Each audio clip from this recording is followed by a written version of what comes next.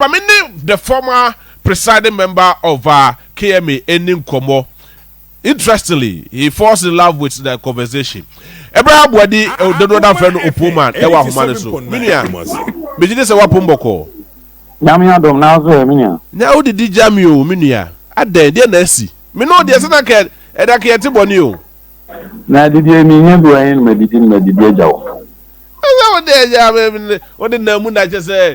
What did the purchase? My party now have power. But government is the only opposition. Every year, I'm a meeting. Neither did you move. Who are winning? As a man, I was a cashier. Obama, I mean, the ending come on. I think also you're in love with our conversation. Come on, yes, you know. Oh, assembly person Kawum. I mean, in position. I'm saying, your name, Pragia 4 year old Kana.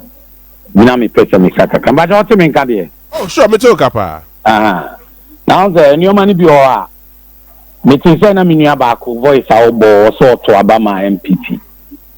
And ye be two na no aduane ba wo guidelines assembly di ba na into one aduane nwe ba de bia ya na especially pressmen no tizenka mo say e no ye local no ene ma ni bi wa as de bia ade ne ba bia is in favor of a group or ya on say mini ana ka dwen a wo dwen ho say ne ma ne aduane ba the pedestrians e ho so beto ade ne other people e ba CBD na that operation be affecting no mu bia nka wasem uji ye serve nipa miensa ono a ono be ede nipa ne ba ka ho de o be fa ne ka ho ne o be di ni dwane o twam ba ono o di nipa ne ba no nko ase affect no de o be di dwane ni o twam no ye bi ba ka ho ase madwin san nkofo no ye nwi ha enti de bia issue ni ba assembly take decision ne ni fa affect no nko a 7.9 Kumasi.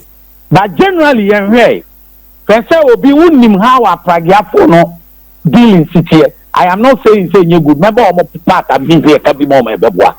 Now, CBD, Oko beer, even a broche from CBD account from JB. We do CBD a broche come from a train, any bus and kwa.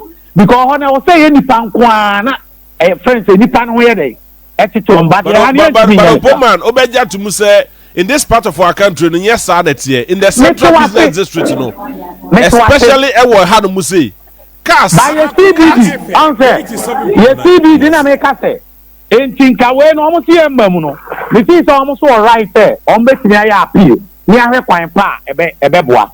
Banyana make a cranny say. Answer can be Bissena, Minia Bane Case. You need General Emraba. Minia General Emrani Maya, so assembly were right. That is why assembly no yemayen deliberative, legislative and executive function according to section 12 section 2 of our constitution act no because mrebu ha ubeti antina sunyan for achesamra no ba se bi ni kumase o share emra wo kuma sunyane a o to be first sunyane business and the environment if I compare that of kumase see me point ni say sunyan 4-year exercise say now they use the executive function and to say generally no abaning yamra e was so kwa the assemblies have the executive function to make law and on a sunyan for the bandits and more CBD it is a empo KMA 4 year bia they can also based on the executive functions of our legislative nobody has a problem with that yes obi any wasem. But to be for the economic activities, I was if I compare that of Kumasi. And he said, oh, compared there. And I'm sure, very sure, say, comparison okay. So, yes, our comparison, now, say Kumasi process Amrani just Sunyai. Because Kumasi CBD is more busy than Sunyai. I think you are aware. Yes. And it is a Sunyai for your busy, no. Accurate me, how come Kumasi Naya? Who tell me, how this business comparison there? Then you know what says Sunyai, Kumasi for Yeja Sunyai. Because Kumasi are more busy than Sunyai. But Kakami can say, yeah. Stakeholders engagement, and yeah, kind of minion more Kasanase, you know Munshia, and also you're wrong. because assembly ni yen sham rasa wo share kawe sub committee level no ka o transport for ni share Pragia for no eje omo so anu musem omo discuss yom be akọ executive committee na anya convincer they refer the case back to committee ni say ebi onya joint meeting ni ehwe enti won famra na ko bia ten ho asese mra ya sha ya di bani minim so so share Pragia for no e na omo so ye omo say omo ntehwe dia but debi won timi shamra emfa medi obi a omo na mane 87.9 Kumasi. But Enra me engage your national PRO no ewa hanu say any other few executives. Asema mo kani na say KMA free only to inform them about the new directive, not to discuss any directive with them. Totally wrong. And that one I will agree with them. We have to meet a stakeholders engagement. I was saying no more home. I'm ready, buddy. But PRO say nanka ideally the assembly is not obliged to even meet them and talk to them about anything. They have some ashamanum their momo. There be entisa. And man all right. Not any panny misukra. So over here. Say a cover be cry. Nase. Yes, in fact, containers, Yanom de Akosua, and no cry any penny no. Yamani time. Me are notified.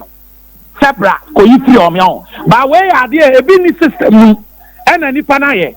And what I say, generally no, national ni mrabisa, but national ni mrano, and just say intimation because any affecting. Yet there were the executive function to make that law. But as far as more petty any part, about affected more than a community, more than a family. I'll say a share more. If you know the American appeal to the assembly, say, I'll say a respect to almost views. A big more banner.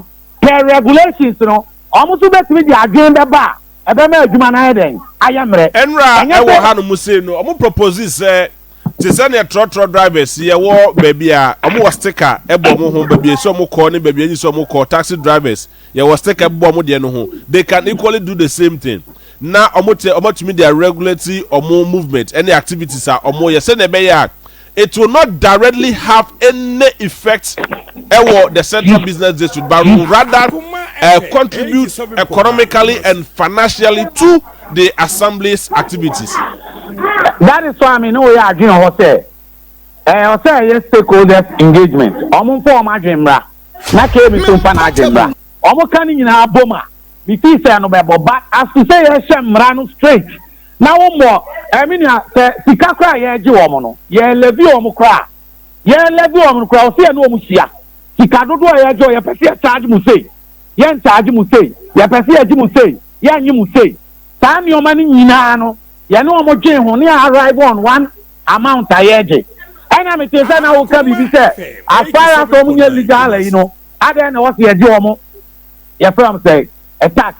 I know there. Are they not doing business? No. The point I was trying to raise was that let me be Lawita say omunye legal entity. Lawita na nekai, Henrietta na nekai. And na make say in the books of the assembly, are they recognized or mutia etwana? That was a question I asked. Okay, Matwas. But I can't make answer. JB na yamwa. Ana yeni Pragia for no somwa. Based on Ebuoha or that driver kama ama o pedestrian and one tono. But obisu yenye. Enti abasa na usia oma. E ma omo kura to come who bom. E wonu say yankofo ni bi haye. Na mo am sorry it ni nyina based on stakeholders engagement na regulations ahead above. Ana debi e wa dia ba ko yen nipa no ho. Tene we no man ready a. Omo so nye proposal bi ada. And concept Pragia for crab by now, I'm not pushing KMA. But on Chia, you know, and as on Chia Bibia Montuana is a main cockran Macofab and Matieska. And according to them, KMA take it more Mutia. Oh, that take it in there, and you take it. Your lines, you will take it there.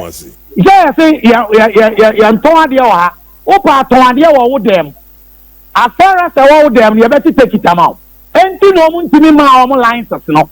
Your regulatory license is far different from take it.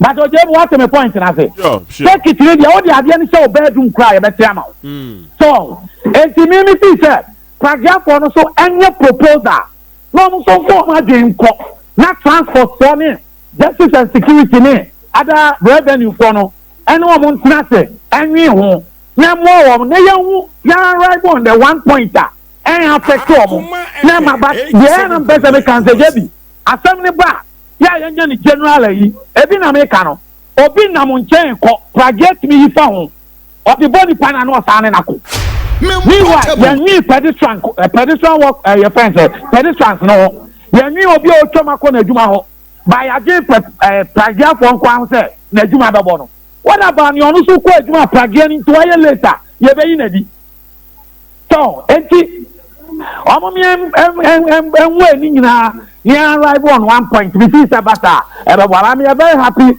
the way I local in the hotel here but that now the issue here Ghana for Pragia for me most of pedestrians pedestrians no want to pay the breed we see say way back e be resolve am be as well very well Obama made us for your input this morning Obama former KMA boss former KMA presiding member no so assembly member ewo Ishaiso ena I mean he's an opinion leader, one of the finest brains we have when it comes to local governance. On the end of the day, come on, also the inputs are very, very necessary. Now, so you the take every the Pragia Riders Association for the whole.